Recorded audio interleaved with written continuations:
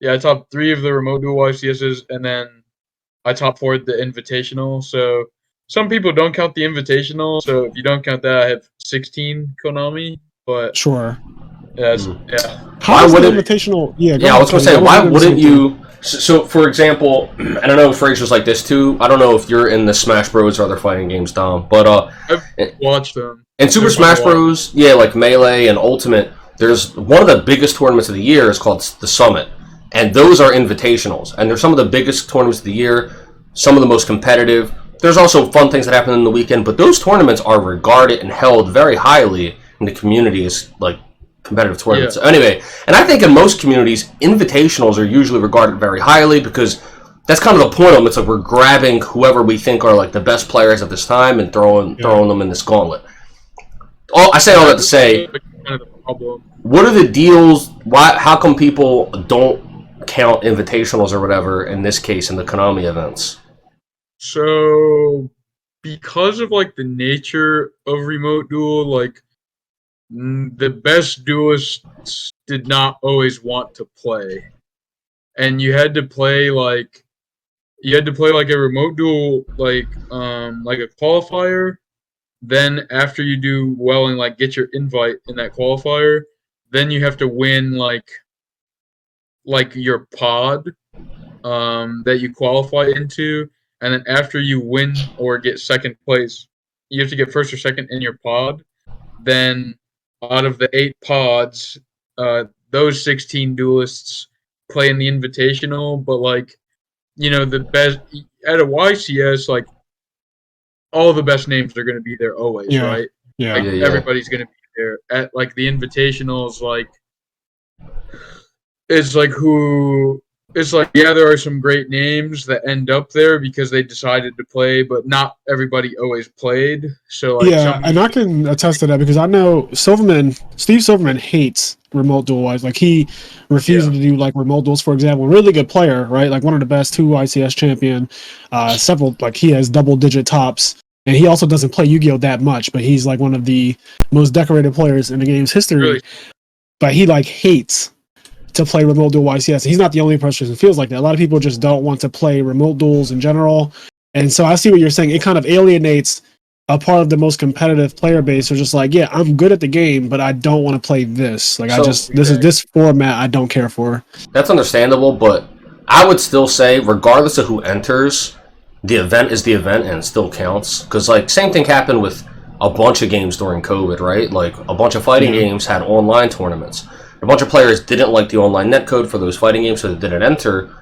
But, like, those tournaments still happened and there were still winners. And to say, like, those people didn't win a Street Fighter tournament or a Smash tournament is, like, insane. And then there's a lot of players who people were like, oh, he's only good because it's online. Once real events come back, he won't be good anymore. And then those players stayed good. Yes, one of those players became the second best in the world. So I know that the whole stigma around like the remote stuff and there's a lot going on with the remote stuff, especially I guess like this year and last year. Every time somebody won, there was always fighting on Zodiac Duelist, and it seems like that's just a thing in general. But I always say haters going to talk regardless, so might as well give them a fucking good story. I will say this: Zodiac Duelist, I'm guessing, is just like a forum or whatever, right? It's a Yu-Gi-Oh forum. It's just a Facebook page, but it's the biggest Yu-Gi-Oh. I think it's the biggest Yu-Gi-Oh page. Period. Okay, so it is like a sense. So what I was going to say is, I've heard you guys mention Zodiac Duelist a couple times in general in other episodes. I was going to say I'm fucking shocked that there's still a Yu-Gi-Oh forum because everything just moved to like Reddit or something. Yeah. So it doesn't exist. It doesn't exist in like a Duelist Grounds when it used to be really big or Pojo anymore. That shit's basically done. I know that there's remnants of it, but like the community at large is on Zodiac Duels, but you get a lot of trolls on there and a lot of shit posting and a lot of copy pasta type stuff. It looks like a fucking Twitch stream chat. Mm-hmm. Like when you go on Zodiac Duelist and you just it looks like this. You ever see like a Twitch stream chat where they just keep copy and pasting the same shit over and over again? It looks like that. Awful. I don't go in there often, but like when there's something funny happening, I love it. Like I respect it for what it is, but a lot of times I wish that people could just stay on topic or like I don't know. Some of the opinions are so bad, and that's not necessarily a Zodiac issue. That's just like a player, the community issue. Like some people just have these really warped mindsets on like ban lists, for example. Like right now, they're like, oh, this should be like, we don't need to ban Mystic Mine now because everybody has found counterplay for it. It's like, that's not how that works. Like that card still needs to go. Like, why the fuck do you think that just because people are Eradicator in their main deck that it makes Mystic Mine okay to stay around? Like that is such a stupid mindset. But like that's the type of stuff that you'll see on there, and it's just, I don't even try to argue. You'll never catch me arguing with somebody in the comment section of a Zodiac post. I just refuse. They're gonna have to tag me directly, and I'll have to feel like I have time today. Like, I'm just not a fan. But I wanted to ask you about, so we talked a bit about your how many tops you have and stuff like that, but obviously, the biggest accomplishment is, if people are looking at this on Patreon, looking at the video version of the podcast, Dominic Couch, we have him with Scott Page and Steve Silverman on their YCS winning team, going to finish that, which I think is a brilliant name, by the way.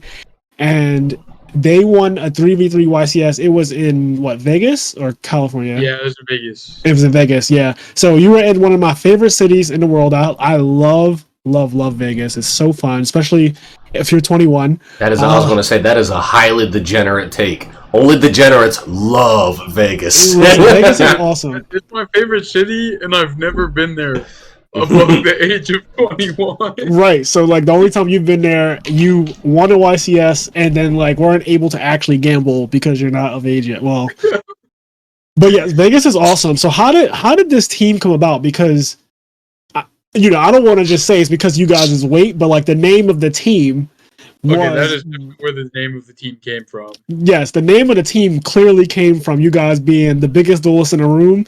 And I love, like, the name is so good. Going to finish that, because it's like, whenever I'm eating with any one of my friends who's like, on the bigger side, they definitely will look over at my plate, and I have something left, and it's like, yo, you gonna finish that?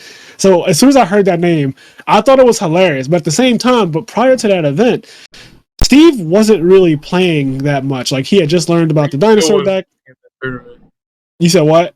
He still wasn't playing at the tournament. He had no idea what was going on. Like, yeah, he was just like, I don't really play, but I'm gonna go anyway, have fun. It's Vegas, right? So it's like, even if I scrub out, even if I don't do well, I'm still in Vegas, which is kind of a great thing about going to events in like Orlando, California, or Vegas, because no matter what happens, you have something to do. But yeah, he goes and joins the team with you and Scott Page, and I watched a lot of the live stream for that event, because I couldn't believe that you guys were like just crawling through top cut. I mean, those games were disastrous. Like, I just saw the fields that, like, I know Scott and Steve played dinosaurs, and they were just destroying people, like, with the quickness. Especially Scott. Scott knew exactly what he was doing, and then after Scott would finish really quick, then he would be like showing Steve, like, okay, like, this is what you want to do here. Meanwhile, you were having your own games on the side, but ultimately, how did that team form? Like, did you guys know going into Vegas, like, we're going to play together, and this is where we're going to? Okay, so what happened? Okay, so without getting into like any drama or too much detail, I was kicked off my team while I was already while I was on my plane to Las Vegas. Oh shit! This is actually crazy. I was supposed to play with Cody Angeloff and Manav Duar. Right. So you had a 3v3 team going into this event. Yeah, and then I got removed, and they added Shuping. Shuping. Yep, he's from my local, so I know exactly who you're talking about. And it was so pretty much the UDS that Shuping won was the week before Vegas. Like, they were back-to-back weekends. Yeah. So he won, and I was flying from Tulsa, Oklahoma, to Las Vegas. And I was just spending the week in Vegas because it was cheaper and it was more fun, right? Yeah. So, sure. And then he won the belt, and yeah. Again, without going into too much, like, I don't want to bring up the past. So yeah. I got removed. They got him, and they got 2 buys and other stuff. So wait. Okay, this is juicy. So, if you have a guy on your team that has the belt, yeah, you all get 2 buys. Oh, that is fucking gross. Yeah. So like if you play a 3v3 with Joey Chow, you all get 2 buys. That's insane. Yo, that is insane to me. So, like, you are incentivized to have a team with someone with a UDS belt if you can. Yeah. Like, obviously, it's very privileged to be able to even have somebody that would be willing to join and play with you on a 3v3. But knowing, like, I don't know any of the drama. I have no idea. I had no idea that you were on a different team completely before this YCS. Listen, regardless of the drama, the fact that you got removed from a team lineup, but your new team, you guys won. I know that night you must have felt so fucking good. I would have cried. I hope you cried. You must have felt good. I definitely cried. I would have cried so hard for like that. That's an insane story. Why is Kenny? A lot of times we have people on this podcast, the Yu-Gi-Oh players, like the great ones, and they always have these insane stories that like aren't really known. That like nobody really like. That's a good nugget of the fucking story. Like that is awesome. Like imagine flying somewhere. You're like, okay, this is the team I'm going to be on. I'm going to play, and then you get kicked off the team or removed from the team or something. On the flight, you're in the air, and they're like, you're not on the team anymore. You're like, what the fuck? Like, literally what happened is I paid for Wi-Fi on my flight, right? Yeah. I wanted to watch something, and I paid the stupid person text because I forgot to download it, right? Yeah. So then I paid for Wi-Fi, and then I get a message from Scott and Silverman, hey, do you want to play with us in Vegas? And I'm like, sorry, I can't. I'm committed to a team. Wow. And then 15 minutes later, I get kicked off, and I'm like, hey, have you guys found somebody yet? You're like, no. Yo, this is the craziest shit. Like, so this was this was divine intervention. It was crazy.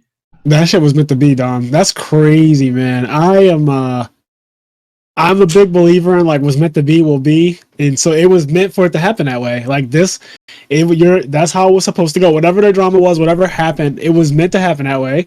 And now you are YCS champion for it. You know what's crazy? That's fucking great. About it, I got the good end of the deal. So you definitely got the good end of the deal. If I knew that I was jumping onto the team that's going to win the tournament, and also it's not like when I say that, it's not like you're the third member. You're like a rock on that team. Like you were honestly like the player that everybody was looking to as the leader of that team. Like from the outside looking in, I was like, yeah, I know Dom is the guy that like plays a lot. Like he cares a lot. Like he's really, really good. And I believe you had the best record, right? Yeah, so I lost one match that whole tournament. Yeah, so you were just scraping everybody. Yeah, I only lost. It's so funny. If I did not go undefeated in Swiss, we would not have topped. What? What does that mean? Their records in Swiss were not great, but they would lose opposite rounds. Good. So that meant that as long as I won. Yes, so you had to win. Right. So you had to consistently win out. That way, if like Scott lost, then Steve will win. And if Steve lost, then Scott will win. And then you were the consistent middle line where it's like, I'm always winning, basically. Pretty How much. many rounds it was? How many rounds was that in Swiss? It was 10 rounds in Swiss. Damn. So you went 9-1. Yeah. Well, no. I lost in top 8. Okay. Okay. Oh, you went undefeated in Swiss. You went 10-0. Okay, yeah. I lost to Bowden, and man, when I needed them to have my back, they had my back. That's awesome. Look, that's what it's about. Listen, you carried them through the trenches. You went through the trenches with them on your back, and then you were tired, and they're like, "Don't worry, we got you, boss." For sure. That's awesome. Can I say on the note? Hey guys, if you like this clip, we have full video versions of our podcast episodes available on the IMNerd Patreon, as well as exclusive content. If you'd like to listen to our full podcast episodes or find us on any other social media platforms, you can do so by clicking the link tree below.